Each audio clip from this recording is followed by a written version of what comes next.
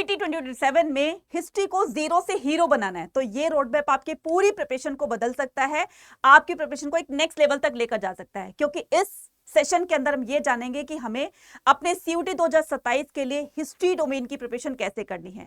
सो इसके लिए सबसे पहले हमें अपने एनसीईआरटी को कंप्लीट करना होगा, लेकिन एनसीईआरटी में इतने बड़े बड़े चैप्टर्स होते हैं हिस्ट्री में, तो उनको हमें कैसे पढ़ना है। सो इस रोड मैप के अंदर हम जानेंगे कि हमें हिस्ट्री की प्रिपरेशन करने के लिए हमें हिस्ट्री की बुक को, हिस्ट्री के चैप्टर्स को कैसे पढ़ना है, पढ़ने के बाद हमें किस तरीके से प्रैक्टिस करनी है और कब जो है हमें मॉक टेस्ट लगाने, कब हमें रिवीजन करने हैं। ये सारी की सारी चीजें आपको एक एक करके इस वीडियो के अंदर मैं समझाने वाली हूं, और साथ में लास्ट में मैं आपको गोल्डन टिप्स भी बताऊंगी जिसको फॉलो करके आप अपनी प्रिपरेशन को जो थोड़ी बहुत कमी रह गई है उसको आप नेक्स्ट लेवल तक लेकर जा सको और अपने CUET 2027 में हिस्ट्री डोमेन में आप फुल स्कोर कर सको। तो अगर आपका सपना है हिस्ट्री में 250 आउट ऑफ 250 स्कोर करने का, तो ये वीडियो सेव कर लो, आपके लिए बहुत बहुत इंपॉर्टेंट होने वाले हैं। इस वीडियो को देखने के बाद कोई आपका जो डाउट है वो बिल्कुल नहीं रहेगा, सारे के सारे डाउट्स आपके क्लियर होने वाले हैं। तो बस इस वीडियो को एंड तक देखना है, और अगर आप चैनल पर हैं तो चैनल को सब्सक्राइब जरूर करना है, और इस वीडियो को ज्यादा से ज्यादा अपने नियर तक शेयर भी कर देना है। तो स्टार्ट करते हैं बिना किसी देरी के। CUET 2027 हिस्ट्री का रोड मैप क्या होने वाला है, ठीक है, वही सारी चीजें हम यहाँ पर करने वाले हैं। तो हिस्ट्री रोड मैप में your complete step by step guide, तो आपको इस वीडियो के अंदर स्टेप बाय स्टेप पूरी की पूरी गाइडेंस मिलने वाली है, ठीक है, कैसे आपको अपनी CUET 2027 में हिस्ट्री की प्रिपरेशन करनी है। तो इस पूरे फेज को, यानी कि आपके मई से लेकर के और आपके CUET एग्जाम होने तक, ठीक है, तो ये पूरा का पूरा फेज जो है, पूरा का पूरा जो दौर है, ये टाइम है, ये इसको मैंने 4 फेज में डिवाइड कर दिया है। तो ये जो 4 फेजेस यहाँ पर दिख रहे हैं आपको, फेज 1, 2, 3 एंड 4, तो इनके अंदर हमें क्या क्या और कब कब कितना पढ़ना है, ठीक है, वही सारी चीजें इसके दौरान हम जानने वाले, ठीक है। इसको फॉलो कर लिया ना, डेफिनेटली डैम श्योर कि आप अपने हिस्ट्री एग्जाम में 250 आउट ऑफ 250 करने से आपको कोई नहीं रोक सकता। बस इस रोड मैप को आप फॉलो कर लेना, ठीक है। तो यहाँ पर सबसे पहले हम क्या करते हैं, सबसे पहले हम जानते हैं यहाँ पर कि your journey at a glance, यानी कि आपकी जर्नी जो है वो कैसे होने वाली, थोड़ी सी इसकी झलक हम यहाँ पर जान लेते हैं। जो हमारा फर्स्ट फेज होने वाला है वो होगा हमारा फाउंडेशन फेज। फाउंडेशन फेज का मतलब होता है कि जब हम अपने एनसीईआरटी की लाइन बाय लाइन पढ़ेंगे। ये जो फाउंडेशन फेज है ये आपका मई से लेकर के अगस्त के बीच में होने वाला है, ठीक है। सो मई, जून, जुलाई, अगस्त, ठीक है। तो जब अगस्त खत्म हो जाएगा तो हम यहाँ पर खुद देखेंगे कि हमने पूरी जो है एनसीईआरटी पढ़ ली है, उसकी लाइन बाय लाइन पढ़ करके हमारे अंदर एक कॉन्फिडेंस आ रहा है कि कहीं से कोई भी क्वेश्चन आ जाए हम उसको जो है वो चुटकियों में सॉल्व कर सकते हैं। तो हमारा ये जो फेज होने वाला है, यहां पर अपने बेसिक्स को स्ट्रॉन्ग करके अपनी एक कांसेप्ट पर, अपने टॉपिक्स पर अपनी पकड़ बनाने वाले, ठीक है। तो हमें इसमें क्या करना है, कंप्लीट एनसीईआरटी हमें पूरा का पूरा सिलेबस कर लेना है। तो मुझे लगता है कि मई, जून, जुलाई, अगस्त में, ठीक है, 4 महीने हैं। इन 4 महीनों के अंदर हम, चाहे आप स्कूल में पढ़ रहे हो चाहे वो सेल्फ स्टडी कर रहे हो, तो इसके अंदर अपनी कंप्लीट एनसीईआरटी कर लेनी है, ठीक है, पूरी की पूरी अपनी कंप्लीट कर लेनी है। उसके बाद जो हमारा सेकंड फेज होगा ये होगा बच्चे हमारे प्रैक्टिस का। आपको ही पता है जो हमारा प्रैक्टिस का जो फेज होगा तो ये सितंबर से लेकर के नवंबर 2026 का होगा, ठीक है। तो सितंबर से लेकर नवंबर में आपने क्या करना है, प्रैक्टिस करना है। तो अगर मैं आपके बोर्ड एग्जाम की बात करूं तो बोर्ड एग्जाम में आपके सब्जेक्टिव प्लस ऑब्जेक्टिव दोनों तरह के क्वेश्चन आते हैं। लेकिन अगर मैं CUET बात करूं, अगर मैं CUET की बात करूं तो CUET में टोटली आपके MCQs बेस्ड क्वेश्चन आते हैं, जिसमें हर तरह के क्वेश्चन आपसे पूछे जाते हैं, चाहे वो मैच द फॉलोइंग हो या फिर वन लाइनर हो या फिर क्रोनोलॉजिकल ऑर्डर में हो, ठीक है, हर तरह के क्वेश्चंस पूछे जाते हैं। इसलिए आपको अपने CUET 2027 की तैयारी सिर्फ और सिर्फ MCQs के बेस पर करनी है। तो सबसे ज्यादा हमें क्या करना है, MCQs की प्रैक्टिस करनी है। और ऐसे MCQs आपके बोर्ड एग्जाम में पूछे जाते हैं, खास करके हिस्ट्री में तो सबसे ज्यादा MCQs आते हैं 21 मार्क्स के। तो आपके लिए तो एक ये थोड़ा सा प्लस पॉइंट हो गया है कि एनसीईआरटी से जब आप पढ़ोगे तो अपने बोर्ड एग्जाम के लिए भी और साथ में अपने CUET के लिए एग्जाम के लिए प्रिपेयर करोगे, ठीक है। उसके बाद जो हमारा थर्ड फेज आता है वो आता है हमारा मॉक टेस्ट का, और ये जो आपका फेज होगा दिसंबर 2026 से लेकर के जनवरी 2027 तक का होगा।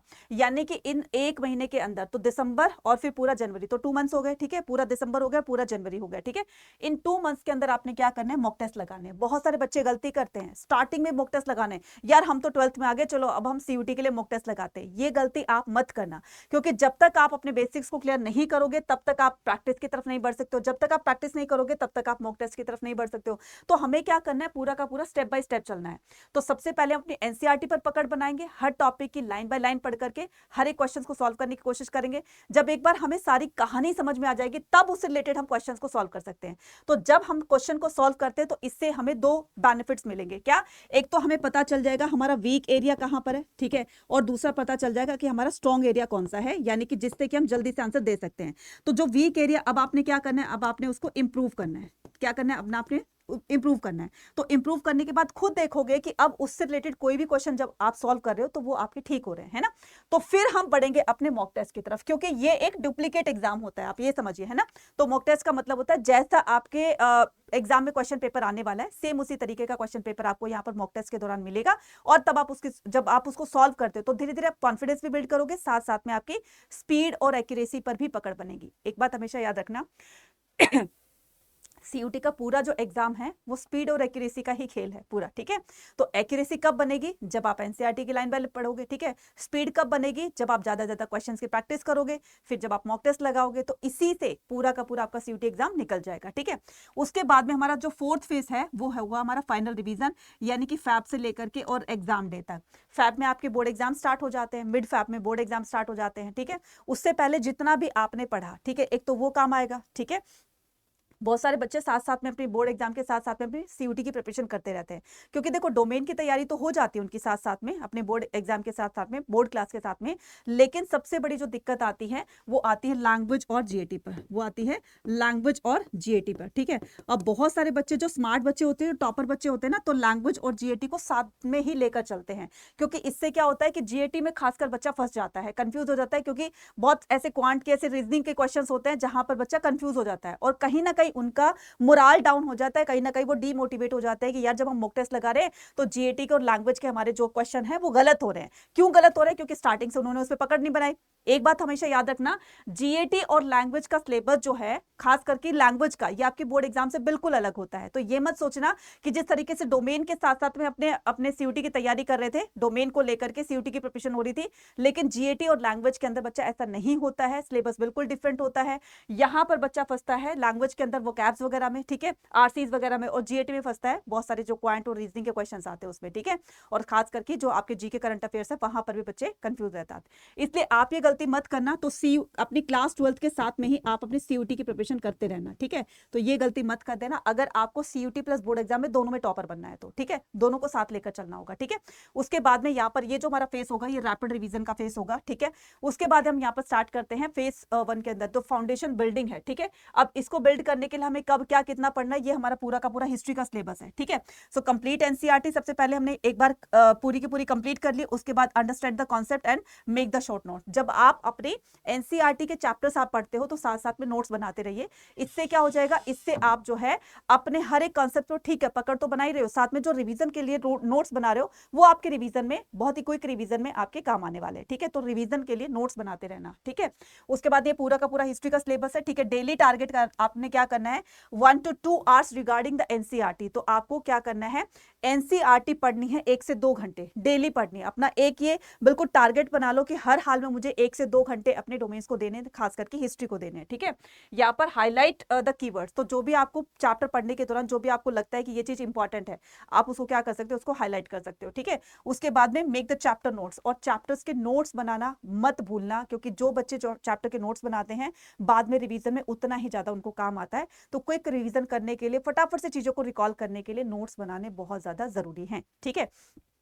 उसके बाद में यहाँ पर हम देखेंगे कि सितंबर से नवंबर, ठीक है, 2026 में आपने क्या करना है। तो जो मोटा मोटा हमने पहले देखा था उसी में आपने क्या करना है, एनसीईआरटी के फैक्ट्स, जो हमारा जो सेकंड फेज है सितंबर से लेकर नवंबर तक का, उसमें आपने क्या करना है, लर्न ऑल द डेट्स, ठीक है, events and the key fact from the each chapter. तो आपने सितंबर से नवंबर, सितंबर अक्टूबर नवंबर, इन 3 महीनों के अंदर आपने सारी की सारी डेट्स को लर्न करना है। अब लर्न करने का तरीका क्या होता है डेट्स का, उसको लिख लिख कर देखना है ना, लिख लिख कर देखना है। तो आपने डेट्स को लिख लिख कर लर्न किया, ठीक है। उसके बाद में की फैक्ट्स हो गए, और साथ में हो जाएगा आपका हर एक चैप्टर से आपने ये चीजें नोट डाउन करनी है।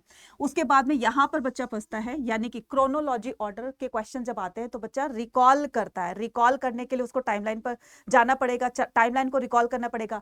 तो जिन बच्चों ने यहां पर टाइमलाइन की प्रैक्टिस कर लेगी उनको तो यहां पर प्रॉब्लम नहीं आने वाली है। जो बच्चे यहां पर डेट्स को लिख लिख कर याद नहीं करते, कहीं ना कहीं वो प्रॉब्लम फेस करते हैं जब अपने इस तरह के क्वेश्चंस को सॉल्व करते हैं। तो arrange event in the correct time order, very common in MCQs. तो एमसीक्यूज जो है, एमसीक्यूज की फॉर्म में सीयूटी में इस तरह के क्वेश्चंस बहुत ज्यादा पूछे जाते हैं, ठीक है, और कंफ्यूजिंग भी यही होते हैं। उसके बाद में अगर मैं बात करती हूँ मैप्स की, know the important historical location and the trade route. अब यहाँ पर बहुत सारे बच्चे, जैसे बोर्ड एग्जाम में आपका मैप पूछा जाता है, सेम उसी तरीके से प्रैक्टिस करते हैं बच्चे। ये गलत है, सीयूटी एग्जाम में मैप बेस्ड क्वेश्चन ऐसे नहीं पूछे जाते। फिर कैसे पूछे जाते हैं? Direction wise. आपको ये जो लोकेशन है, ये साइट जो है वो आपको नॉर्थ से साउथ की तरफ लगाते हुए चलना है, या फिर आपको ईस्ट से वेस्ट की तरफ लगाते, इस तरह के क्वेश्चन आएंगे। तो जब तक आप मैप रिकॉल नहीं करोगे, मैप की प्रैक्टिस नहीं करोगे, तो आपको पता नहीं चलेगा कि कौन सी साइड कहां पर थी, कहां पर बनावली था, कहां पर जो है वो आपका शोरतुगई था, कहां पर जो है वो मोहनजोदारो था। तो ये सारी चीजें आपको कब पता चलेगी? जब आप मैप की प्रैक्टिस करते हो, ठीक है। उसके बाद में यहाँ पर सोर्स बेस्ड क्वेश्चन भी पूछे जाते हैं। तो 2 सोर्स बेस्ड क्वेश्चन पूछे जाते हैं आपके उसमें सीयूटी एग्जाम के अंदर। तो ये जो 2 सोर्स बेस्ड क्वेश्चन होंगे, ये आपके कैरी करेंगे कितने? आपके 50 मार्क्स कैरी करेंगे, 50 मार्क्स, ठीक है। तो ये सोर्स बेस्ड क्वेश्चन भी आपके बहुत जरूरी है। और ऐसा नहीं है कि सोर्स बेस्ड क्वेश्चन जो है वो सिर्फ आपके चैप्टर के, कहीं से भी जो ब्लू बॉक्सेस होते हैं वहां से भी आपके सोर्स बेस्ड क्वेश्चन पूछा जा सकता है, चैप्टर के बीच में से भी क्वेश्चन पूछा जा सकता है। तो कहीं से कुछ भी क्वेश्चन बनाकर दे देंगे। इससे प्रोडक्शन नहीं कर सकते हैं कि चैप्टर जो है, चैप्टर के लास्ट में जो एनसीईआरटी की एक्सरसाइज दी होती है वहां से क्वेश्चन पूछे जाते हैं।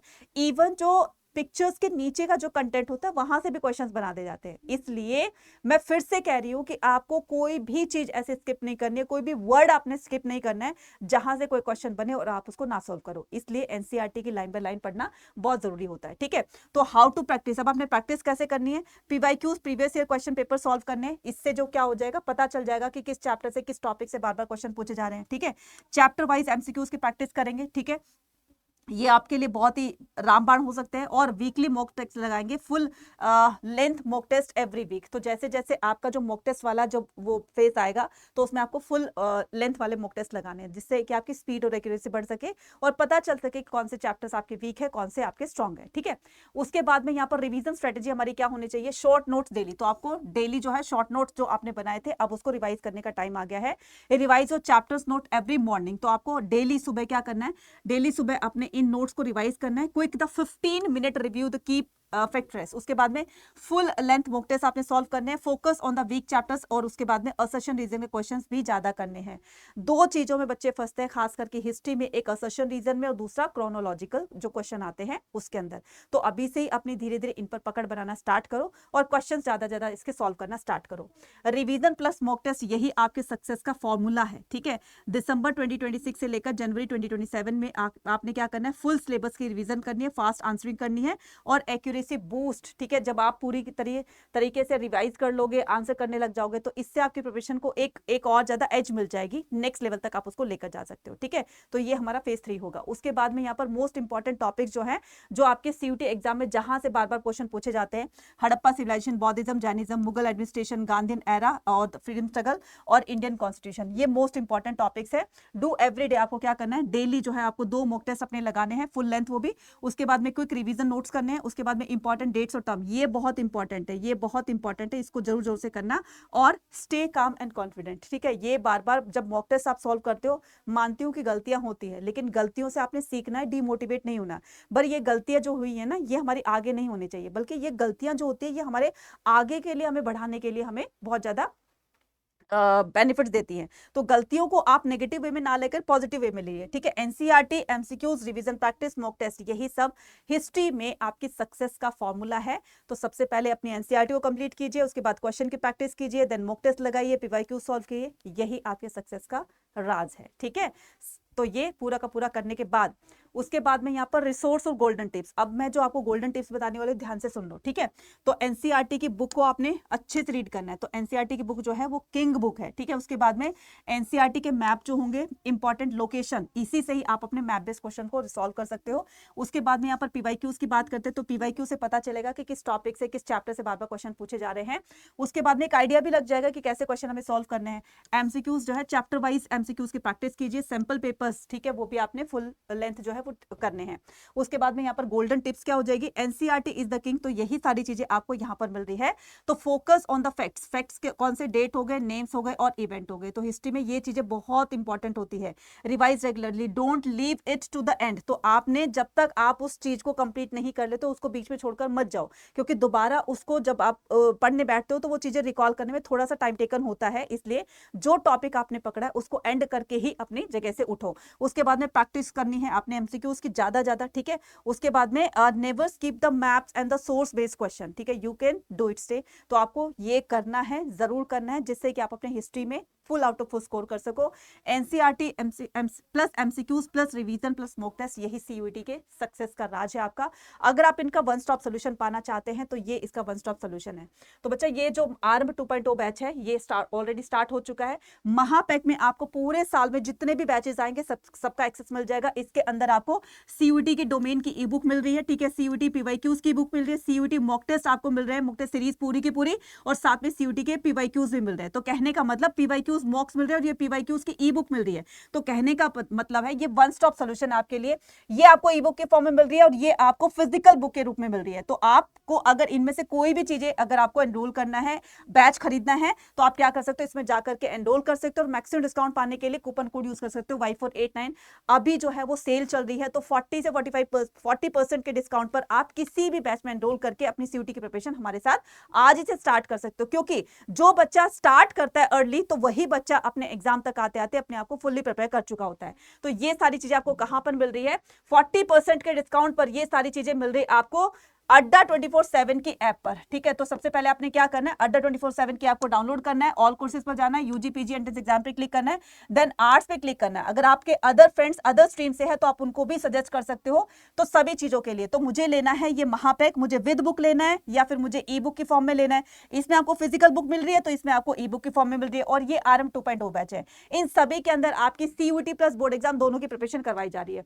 फॉर एग्जाम्पल मुझे विद बुक वाला लेना है, ठीक है, विद बुक में आपका इतना आ रहा है ना, तो यहां पर हम क्या करेंगे, 40% के डिस्काउंट को अवेल करने के लिए हम यहां पर एक कूपन कोड यूज करेंगे Y489। इस कूपन कोड से क्या हो जाएगा, हम यहां पर अपना पूरा का पूरा ये करने वाले हैं, ठीक है। तो ये कोर्स आपका कितने का रह गया, सिर्फ 12,327 रुपए का। अब बोलोगे मैडम ये तो बहुत ज्यादा है, ठीक है, तो आप क्या कर सकते हो, महापैक ई बुक वाला भी एनरोल कर सकते हो। यहां पर अभी जो सेल ऑफर चल रहा है आप उसका फायदा उठा सकते हैं, क्योंकि पूरे साल की फीस है बच्चा। ये कहीं से आप जो है क्या करोगे, कहीं से आप रेफरेंस बुक लोगे, कहीं से आप नोट्स खरीदोगे, कहीं से कुछ तो करोगे। तो यहाँ पर टीचर जब आपको पढ़ाएगी सारी की सारी चीजें आपको क्लियर हो जाएंगी, सारे डाउट्स क्लियर हो जाएंगे, साथ में आपको पीडीएफ होगा, पूरा का पूरा स्टडी मटेरियल मिल जाएगा। तो मुझे लगता है कि आपके लिए ये दी बेस्ट है, जिसमें आप दोनों एग्जाम की प्रिपरेशन हमारे साथ करके अपने दोनों एग्जाम में अच्छा स्कोर पा सकते हो। तो कैसी लगी आज की वीडियो मुझे कमेंट्स में लिखकर जरूर बताइएगा, और आप कौन सी यूनिवर्सिटी को टारगेट कर रहे हो साथ में मुझे ये भी बताइएगा। Thank you and all the very best.